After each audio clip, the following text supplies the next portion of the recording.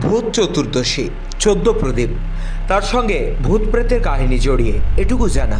বাকিটা মহালয়া যেমন পিতৃপুরুষদের উদ্দেশ্যে খাদ্য ও জল দান করা হয়, তেমনি কার্তিক মাসের কৃষ্ণপক্ষের চতুর্দশী তিথিতে বা এক কথায় বলতে গেলে কালী পুজোর ঠিক আগের দিন পিতৃপুরুষের উদ্দেশ্যে প্রদীপ জ্বালানোর বিধান রয়েছে আমাদের শাস্ত্রে।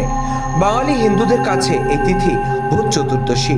অন্যদিকে পশ্চিম ও দক্ষিণ ভারতের একাংশে এই তিথিকেই নরক চতুর্দশী বলে। পৌরাণিক বিশ্বাস অনুসারে কার্তিক মাসের কৃষ্ণপক্ষের চতুর্দশীতে নারকাসুরকে বধ করেছিলেন শ্রীকৃষ্ণ। সে কারণেই বাঙালির ভূত চতুর্দশী, পশ্চিম ও দক্ষিণ ভারতের একাংশে নরক চতুর্দশী। ভূত চতুর্দশী পালনের একটি বিশেষ রীতি হলো বাড়িতে 14টি প্রদীপ জ্বালানো। প্রায় একই সময় প্রতি বছর 31শে অক্টোবর পরলোকগত আত্মাদের স্মরণ করে পশ্চিমী দুনিয়ায় পালিত হয় হ্যালোউইন ইভ।